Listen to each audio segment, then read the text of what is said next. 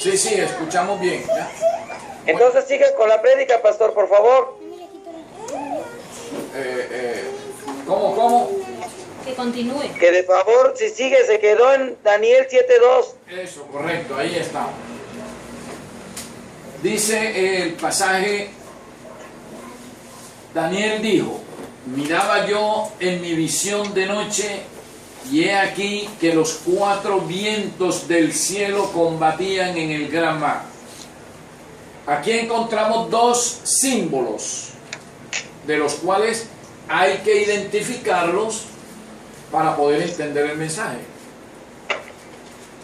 Vamos a leernos inicialmente Jeremías 51. Jeremías 51.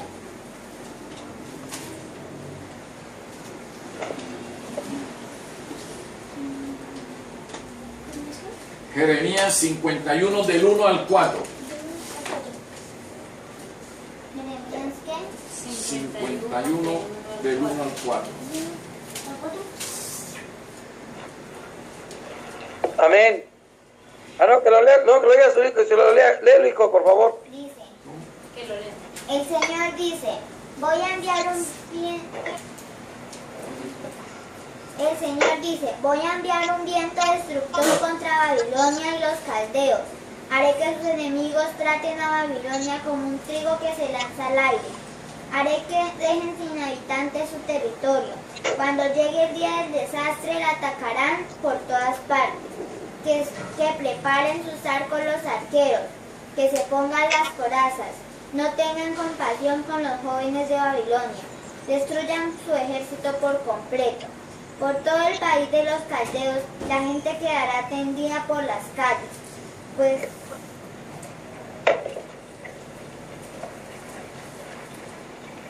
Vamos a leernos ahora Jeremías 49, 36 y 37. 36 y 37. dice, voy a traer vientos contra este pueblo desde las 4 direcciones, para que lo disparen por todas partes hasta que no quede país a donde no lleguen sus refugiados. Haré temblar a Elán ante sus enemigos mortales, le enviaré calamidades, desataré mi ira contra él y le enviaré la guerra hasta destruirlo por completo. Yo, el Señor, lo afirmo. Leamos ahora Primera de Reyes.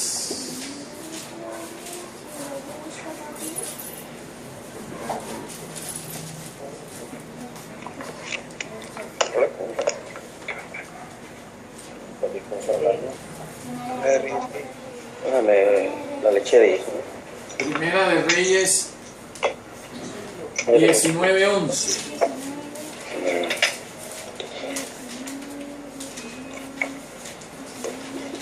Dice, y el Señor dijo, sal fuera y quédate de pie ante mí sobre la montaña. En aquel momento pasó el Señor y un viento fuerte y poderoso desgajó la montaña y partió las rocas ante el Señor. Pero el Señor no estaba en el viento. Después del viento hubo un terremoto, pero el Señor tampoco estaba en el terremoto. Correcto. Ahora, Francis, ahora leamos allá Job, capítulo 1, versículo 19.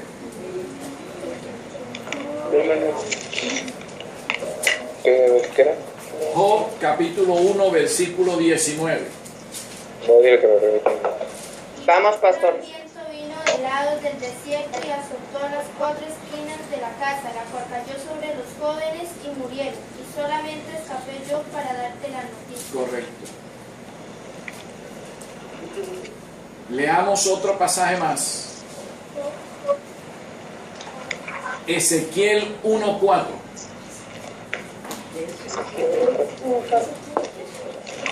Ezequiel 1:4. Ezequiel 1:4. Aquí está, Ezequiel 1:4. ¿Cómo dice? De pronto me fijé y vi que del norte venía un viento Está saliendo 1:4. Pero yo lo estoy leyendo al niño, para que lo escuche, yo porque no escuché nada. ¿Qué quieres? Pero leo yo. Y mire, aquí venía del norte un viento tempestuoso y una gran nube con un fuego envolvente, y alrededor de él un resplandor, y en medio del fuego algo que me parecía como bronce refulgante, y en medio de ella la figura de 4 seres vivientes.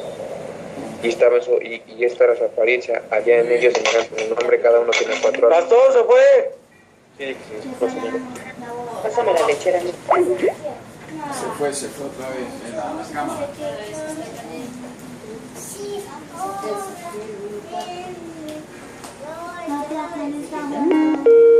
Un último pasaje que es Jonás 1:4. Hágame el favor y lo leen ustedes allá, hermano. Jonás 1:4. Te toca leer a ti, mami.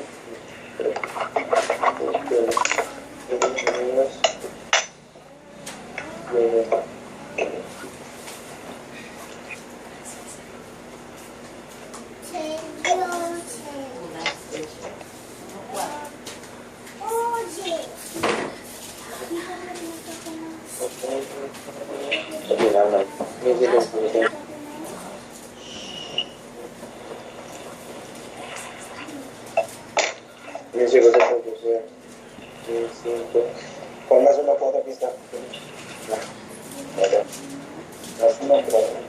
Pero 1:4. 1:4 dice así la bendita Torah: pero Yahweh hizo levantar un gran viento en el mar, y hubo en el mar una tempestad tan grande que pensó que se partiría la nave. Bueno, con la lectura de todos estos pasajes, nosotros hemos podido descubrir que usan la palabra vientos para denotar enfrentamiento, tempestad, ¿sí? Destrucción. Si ese significado nosotros lo llevamos aquí a la profecía, cuando dice: miraba yo en mi visión de noche, y aquí que los 4 vientos del cielo combatían. Se están hablando de enfrentamientos, de combates, de furia. Y dice que combatían ¿dónde? En el gran mar. El mar son aguas. ¿Y qué significado tiene ese símbolo de mar, de agua? De mucha gente. ¿Se fue? ¿Sí me escuchan? Sí, claro. Correcto, de gente, donde hay abundancia de gente. Lo que quiere decir es que aquí nos están diciendo que el profeta estaba viendo una cantidad de luchas, de guerras, de conflictos en un sitio donde había abundancia de gente. Eso era lo que apreciaba el profeta en la visión. El profeta no estaba observando un sitio desolado, un sitio solitario, sino un sitio donde había abundancia de gente, pero que esa gente no estaba quieta, sino que se estaban enfrentando en luchas, conflictos, en guerras.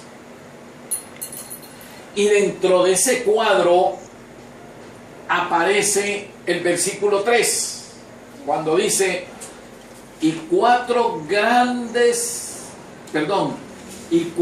bestias grandes, diferentes la una de la otra, subían del mar. O sea que esas bestias subían ¿de dónde? De un sitio donde había ¿qué? Mucha gente.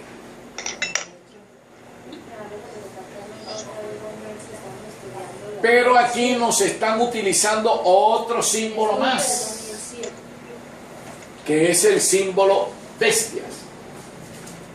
Bestias.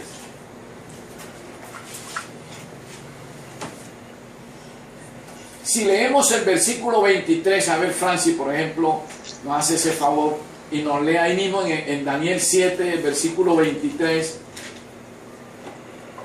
Dijo así, la cuarta bestia será un cuarto reino en la tierra. Ahí. Otra vez repítelo, hasta ahí. Dijo así, la cuarta bestia será un cuarto reino en la tierra. Ahí dice, la cuarta bestia será un cuarto reino en la tierra. Aquí ya nos están enseñando que el término bestia significa reino. ¿Cierto que sí? Sí. Entonces, si esa expresión la llevamos acá, al versículo 3, y dice, 4 bestias grandes, diferentes la una de la otra, subían del mar. Entonces nos sale el mensaje. Vamos a leerlo ya con el significado de los símbolos.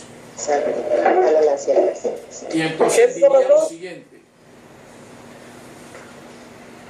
Y 4 reinos grandes, diferentes el uno del otro, surgían de un sitio donde había abundancia de gente. Ese es el mensaje que nos trae el versículo 3. ¿Sí lo vieron claro? Sí, claro. Ahora, hay otro detalle, que no son bestias cualquiera. No son reinos cualquiera. Aquí nos dicen bestias grandes. O sea que son reinos grandes, poderosos. En otras palabras, se están refiriendo a imperios mundiales. Y lo vamos a probar enseguida, que se refieren a imperios mundiales.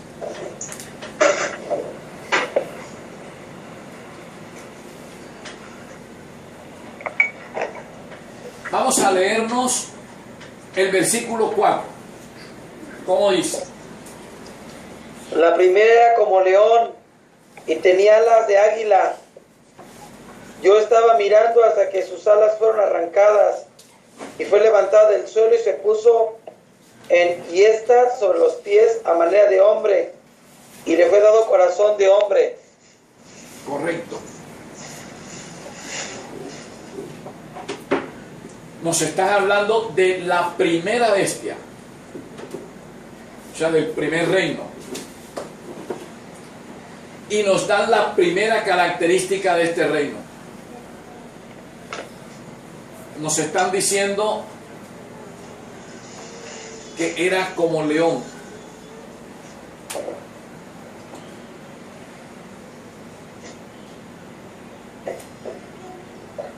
Como león.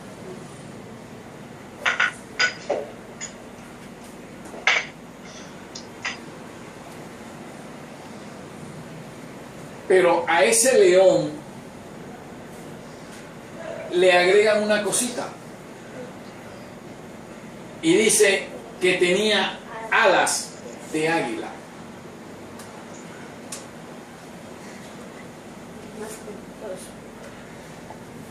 Si nosotros nos vamos a la historia,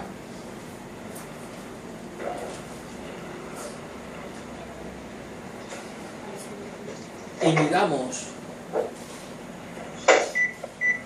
los imperios mundiales que existieron y vemos cuál fue el primer imperio mundial que se formó en la tierra, observamos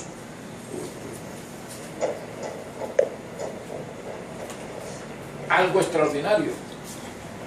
Hubo un imperio mundial cuyo ícono era el león alado.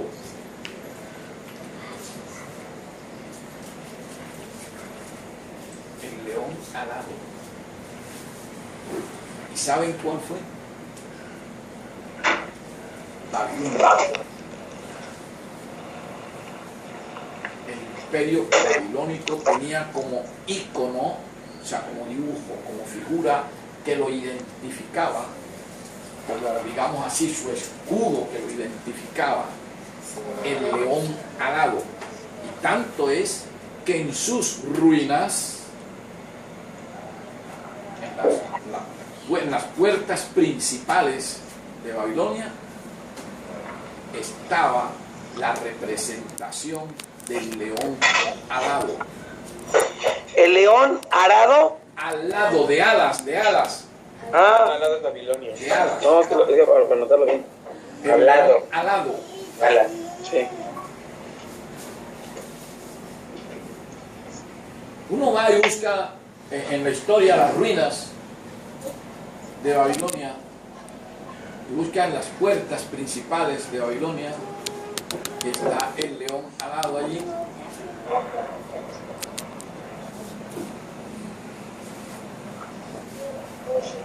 ¿Eso qué quiere decir? Que aquí la profecía, en este versículo 4, ciertamente nos está hablando de un imperio mundial, porque el reino de Babilonia fue un imperio mundial, no fue un reino local, fue un imperio mundial, cuya cabeza principal fue el rey Nabucodonosor. Sí. Imperio mundial. Y esto, lógicamente, se ajusta a la visión que tuvo el profeta de la estatua. Bueno, no digamos la visión que tuvo el profeta, sino el sueño que tuvo el rey Nabucodonosor de la estatua. Se habla mejor.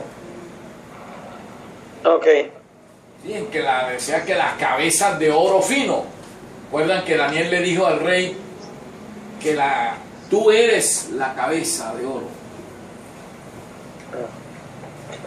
Entonces eso indica que estas profecías ciertamente están hablando de imperios mundiales, no de reinos locales, de reinos regionales, sino de imperios mundiales. Por lo tanto, esta visión que tuvo el profeta Daniel respecto a las 4 bestias arranca también con el primer imperio mundial, que fue el imperio de Babilonia.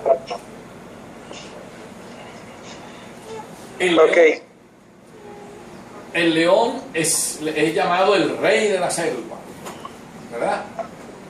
Majestuoso, dominante, tal como fue el imperio de Babilonia. Impetuoso, dominante, majestuoso. Tan majestuoso que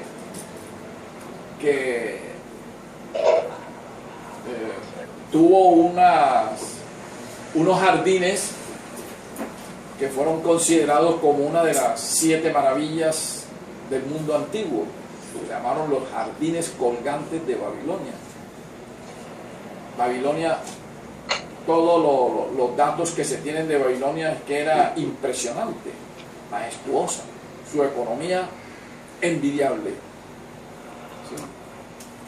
Una ciudad extraordinaria, de unas avenidas supremamente anchas, bien trazadas, de unas murallas impresionantes, tan impresionantes que hoy podemos decir que sobre las murallas de esas que tenía Babilonia se podía perfectamente hacer un partido de fútbol, si eran de anchas.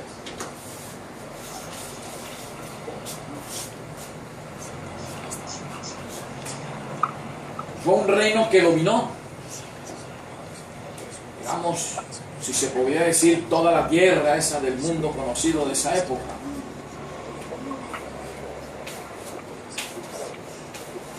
El profeta dice entonces lo siguiente, en el mismo versículo 4. Yo estaba mirando hasta que sus alas fueron arrancadas. O sea que ese ímpetu que llevaba el imperio babilónico dominando el mundo de un momento a otro fue frenado, se lo frenaron. No fue que él mismo frenó, se lo frenaron, porque aquí dice que las alas le fueron arrancadas, no que él arrancó sus alas. El león mismo no se arrancó las alas, sino que le fueron arrancadas, o sea, le fue frenado el ímpetu que llevaba, el ímpetu dominador. Dice, y fue levantada del suelo esta bestia, el león. Fue levantado del suelo y se puso en yesta la bestia. ¿Qué quiere decir en yesta? ¿Se puso qué? Se paró en dos patas. ¿Sí? Dice, se puso en yesta sobre los pies a manera de hombre y le fue dado corazón de hombre. Resulta que donde se determina la fuerza y la velocidad de un animal, en sus cuatro patas. La velocidad, sus cuatro patas. ¿Sí? Y lógicamente, sobre esas cuatro patas él cobra velocidad y ahí lleva su fuerza. ¿Ya? Fíjense que cuando nosotros observamos por la televisión cómo un león hace la cacería, primero la velocidad que él lleva, pero en esa velocidad cuando él le cae a la víctima, le cae su peso encima a la víctima y por eso la derriba. O sea que en la velocidad que lleva al caer, cae la fuerza sobre la víctima. Pero así como en las cuatro patas radica esa velocidad y esa fuerza,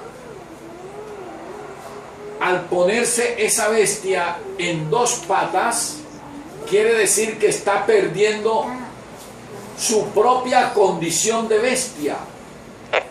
Por tal motivo pierde su fuerza, porque la fuerza del animal está en ponerse en cuatro patas, porque él fue creado para andar en cuatro patas.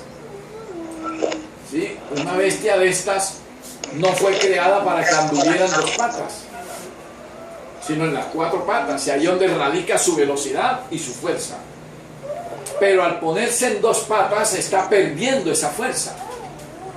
Entonces lo que quieren decir aquí es que al ponerse el león en dos patas, a la manera de hombre, estaba perdiendo el imperio babilónico fuerza y velocidad. Ya el imperio no era impetuoso, estaba mostrando debilidad. Y dice, y le fue dado corazón de hombre. Imagínense ustedes un león pensando a la manera humana. ¿Será que matará gente y matará a otros animales para comérselo? No, porque ya le van a dar una especie de sentimiento humano. Entonces lo que quieren decir aquí es que el imperio empezó a debilitarse. Al principio fue fuerte, cuando dice la primera era como león y tenía alas de águila. Ahí está mostrando la fuerza, la fiereza y la velocidad del imperio babilónico. Pero ya en la segunda parte del versículo está mostrando la caída de la debilidad que empezó a mostrar el imperio babilónico después del rey Nabucodonosor. Lo que nos obliga enseguida a afirmar que la primera parte del versículo 4 se refiere a la época brillante del rey Nabucodonosor.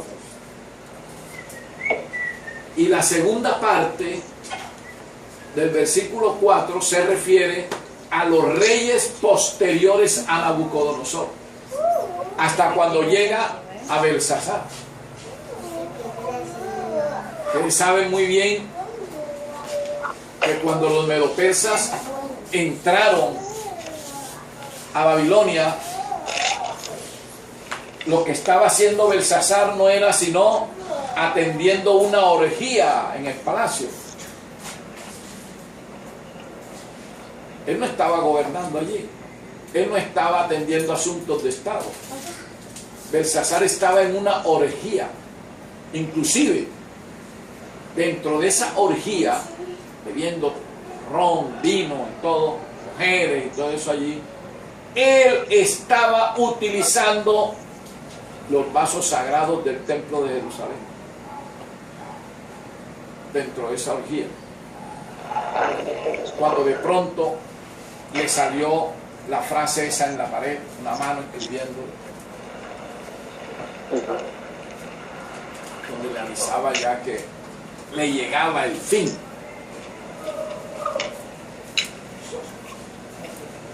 Entonces aquí el versículo 4 nos está dando ese mensaje acerca del imperio babilónico. Ahora, ¿cómo dice el versículo 5? Antes, ¿cuántas bestias vio Daniel? 4. Entonces quiere decir de que Daniel estaba viendo 4 imperios mundiales. Amén. He aquí que otra segunda bestia, semejante a un oso, la cual se alzaba de un costado más que del otro, y tenía en su boca 3 costillas entre los dientes. Y le fue dicho así: levántate y devora carne. Después de esto miré y aquí que otra... hasta ahí.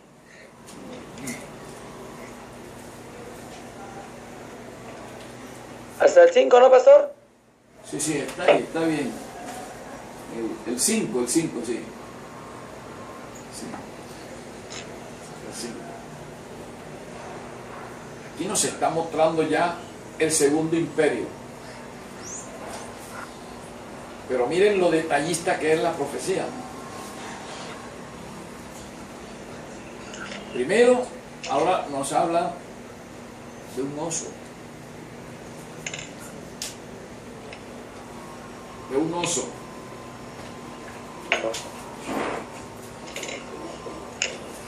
Al león le gusta la carne.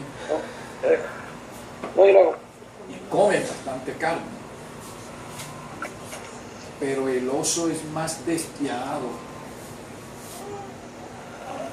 ¿Ustedes han hecho estudios acerca de los osos? No, pero hemos visto documentales. Los osos son despiadados. Y a los osos les gusta ver correr la sangre. Los osos tienen una fuerza increíble.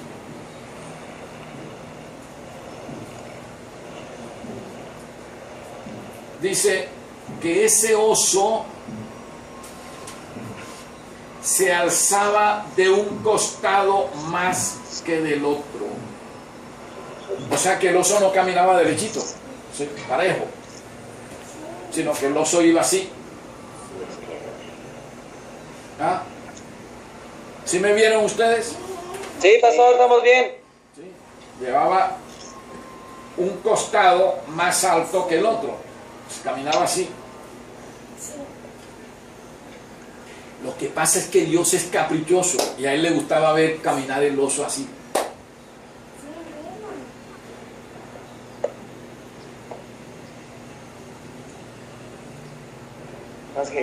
Nada de lo que hace el Creador es caprichoso, todo lleva un mensaje. Y si así como el león estaba simbolizando al primer imperio mundial que hubo en la tierra, es lógico que el animal que le sigue, que es el oso, está simbolizando el segundo imperio mundial. Bueno, Dígame. bueno, ¿qué pasó? No, todo está bien, Sí, es que tenemos una intervención. es que nos interrumpieron en una llamada, discúlpenos. Ya. Bueno. Sí, pero continuamos, por favor. Entonces, Si el primer imperio mundial fue el babilónico, hay que buscar cuál fue el que le siguió en la historia. Y entonces encontramos que el segundo imperio mundial que le siguió al babilónico fue ¿cuál? Medio persa. El medo-persa, correcto. Es medo persa, mamá. El imperio medo-persa. Pero miren cómo lo estamos diciendo. No estamos diciendo el imperio medo a secas. Tampoco estamos diciendo el imperio persa a secas. Estamos uniendo los dos. Estamos diciendo el imperio medo-persa. ¿Por qué? Porque primero estaba una región que se llamó Persia, la fuerte, la poderosa. Y esta región fue la que empezó a expandirse, a extenderse. Y en esa expansión, la primera que agarró fue la región de los medos, o sea, la región de Media. ¿Sí?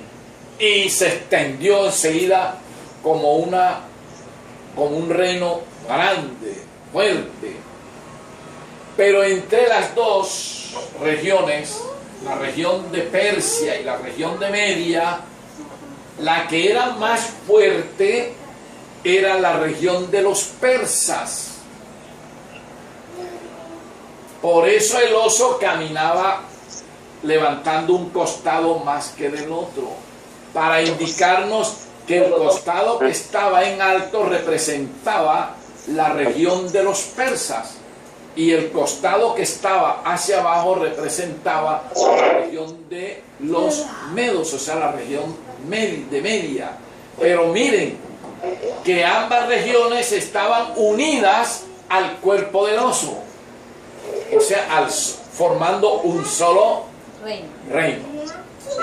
Por eso hablamos del imperio medo-persa, las dos regiones unidas en una sola para formar un imperio.